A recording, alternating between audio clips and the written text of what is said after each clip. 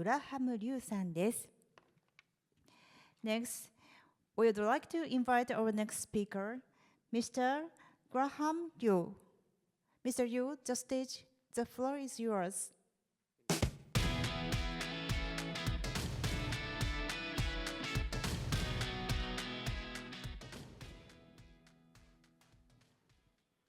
Hello, everyone. Today, I'm here to talk about the open hardware verifications.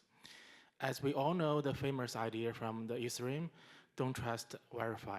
This idea changed how people think about trust.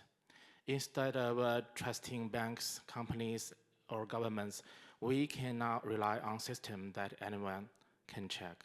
But here's a question I want to ask today. Have we really applied this principle everywhere? In software, I think yes. Protocol, yes. But in hardware, like the machine and the hardware wallet, I think the answer is no.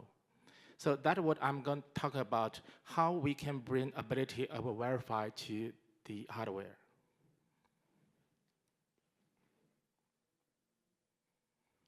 Ethereum is built on the idea of openness. Smart contracts are open to everyone. Client code is published as open source. The blockchain state can be checked by all through consensus. This openness and verifiabilities at the software layer is the foundation of blockchain security. But hardware is different. The hardware still works like a black box. Users cannot confirm that hardware matches the published design. This shows a clear gap. We can verify software. At least we put lots of energy and work to build a trust on the software layers, but hardware is hard to see. I think we do need a complete method to make hardware verifiable. People sometimes say that, let's talking about some open hardwares. People sometimes say, we have open hardwares. We can see and check all the designs from the internet. Sure, that gives us quite a transparent of the inside of the hardware. But let's look closer. The files doesn't mean the devices. Publishing design files doesn't prove the device you buy is the same, right? There could be lots of things happened when the real hardware delivered to your hand. Manufacturing chain lack transparency. Parts can be swapped, chips replaced, and totally added. Most important users have no tools. You don't have the tools to verify these hardwares. So most people have no way to check what they received. So even with open hardware projects, the user experience is still, we can only trust the factories, yeah, because we don't have other things to do. That's a problem. Let me share an example from a very interesting guy called Bernie. I believe many of you maybe already know this brilliant guy. He created a method using the infrared camera to look inside the chips.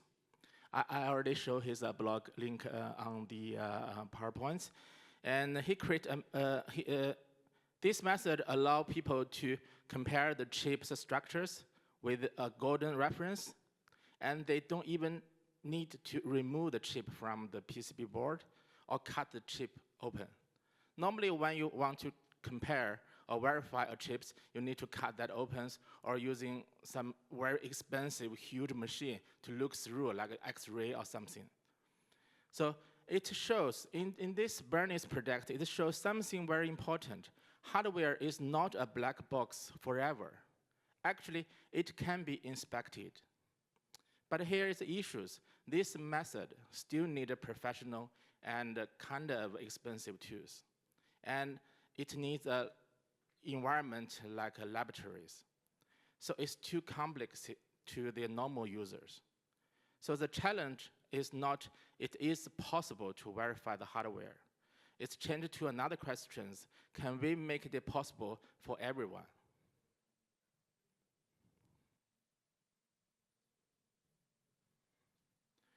Okay. We already know some method to check hardware, but the main issues is not whether method exists. The issues is whether user can really apply them in daily life.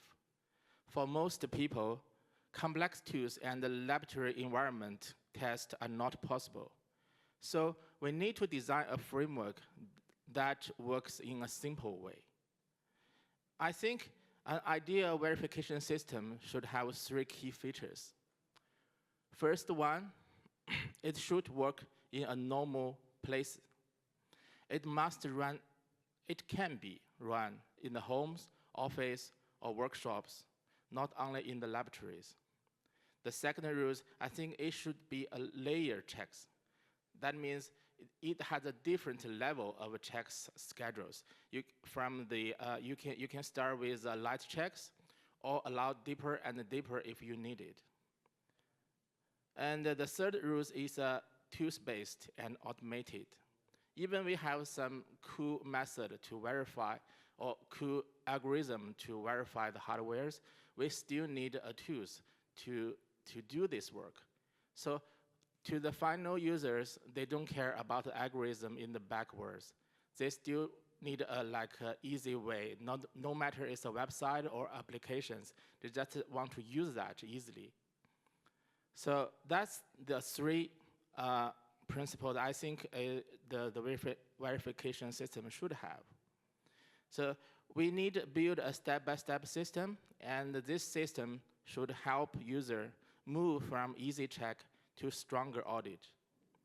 Now the final goal is very clear. Start with the lightweight verifications and grow to full high-level auditings.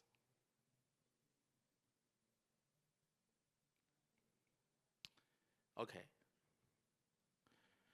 So let's go through this one. Open hardware should not only mean files are published, it must also mean that user can check the real device by themselves. We call this idea is a user-centric trust anchors. It means that the trust does not stay with the vendors. It's not only proved by the factories or who built it, who said it. The trust moves into the hand of the users, to everyone. With this model, user can do verification with very low-cost tools. They do not need expensive laboratory or hard professional skills. Also, the community could share the tools, data, and results.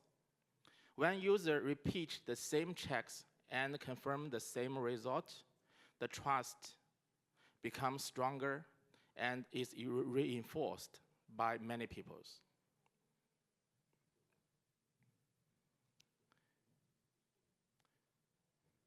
Here is my approach. I call it a verification pyramid. It's like 4-layer architectures, and from the bottom to the top is like from easy way to the difficult way. Yeah, I will go through this one by one. The first layer is called nanotech. It's a very little cool things. Actually, nanotech is a microdot. It's made of nickels. It's octagon shapes. The size of the microdots is about 0.3 millimeters to 0.5 millimeters. And we can have the unique ID inched in each of the dots. So this dot can be checked on the different light source. You know, when you print something on the surface of the items, and normally it cannot be seen under the infrared cameras if you have filters to filter all the visible light source. But if this unique ID were etched into the microdot, it can be seen from the infrared light.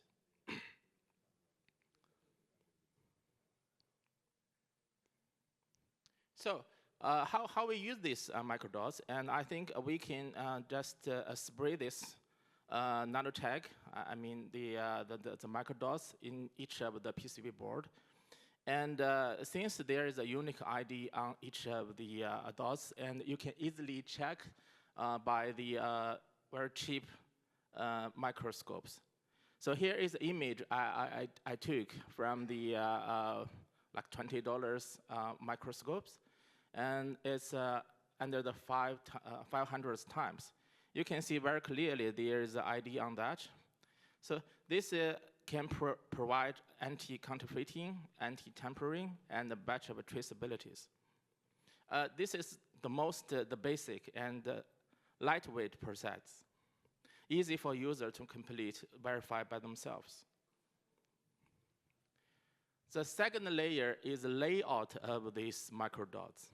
You see, when we produce the, when the nanotech has been sprayed on the PCB board, the pattern acts like a natural visual coordination system. I call it a recognition matrix. This can be done by the factories. So when the factories spray the dots on the PCB board, and it's create randomly and unique patterns. So people can take photos of these dots, of these patterns, and upload the photo to the system or applications and compare with the original reference. And that will output a match score or reference orientations. This can be easily prevent cloning and crude tampering. Here is the two photos I take from I try to spray some microdots on the PCB board. And the algorithm, you can easily check the pattern of each dot. The third layer is more like natural ways. And you can take a photograph from both sides of a circuit board, the PCB board. And we use the power of machine learning, machine vision things, and the system automatically compare with the original reference images. I believe the factory could provide the original true images of each power board. So when you take the photos and upload to the system, to the applications running the machine vision algorithm in the backwards and output the compare result. Yeah, that result can detect the tracing alterations, chip replacement, and solder anomalies. This a little bit complex to the final user, but it can still be easily to perform by themselves.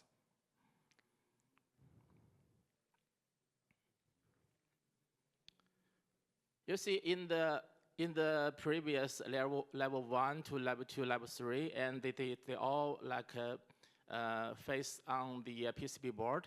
That sometimes is not enough. So the final way, the highest level of the audit is still be focused on the chips. So we still need to use the infra inspections. So this level is called infrared inspections. At this stage, the checks are done by community nodes.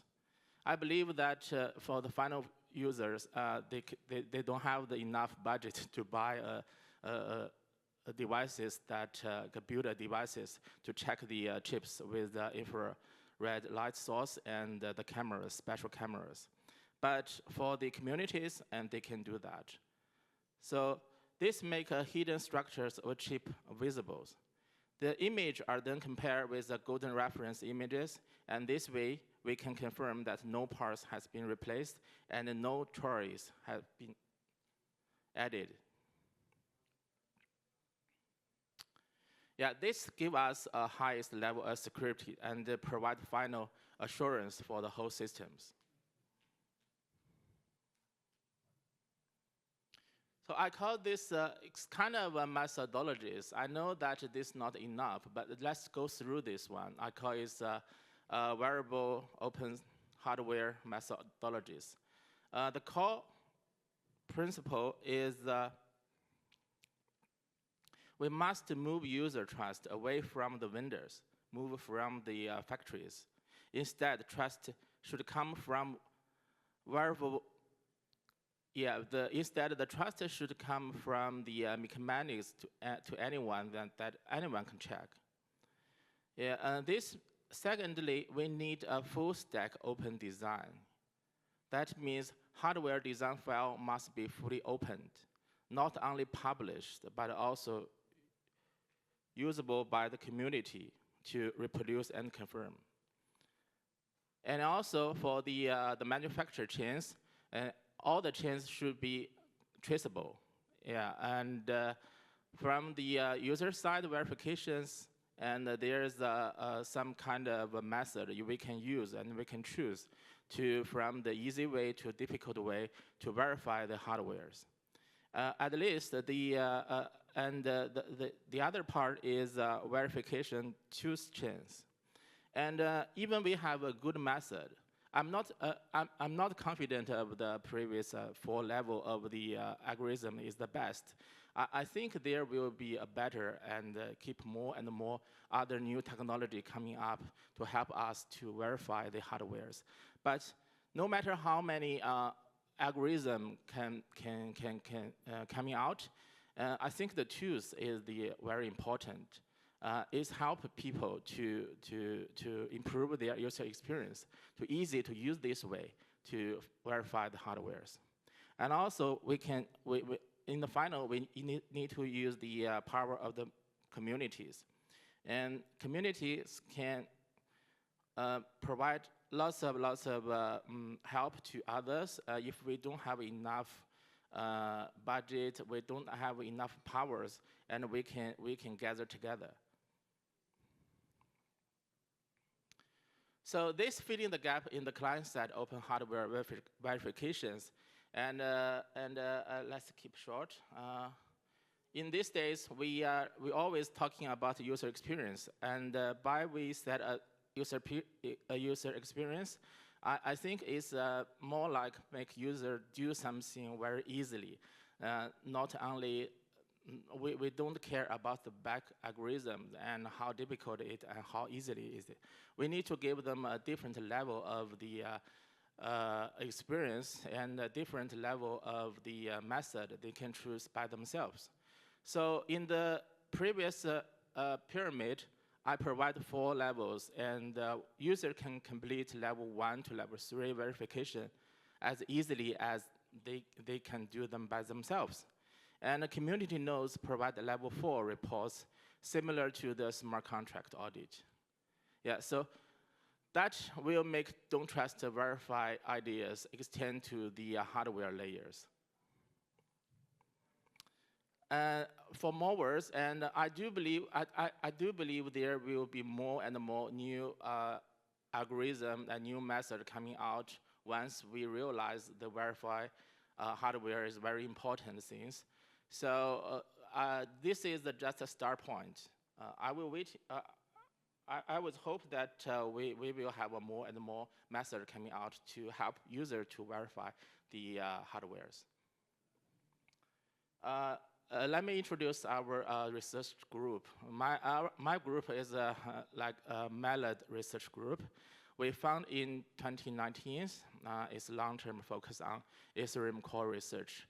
We have several topics like consensus, security, P2P optimizations, and now we have put our energies on the open hardware ecosystem, and we have many technicals on the machine visions and the data visualizations.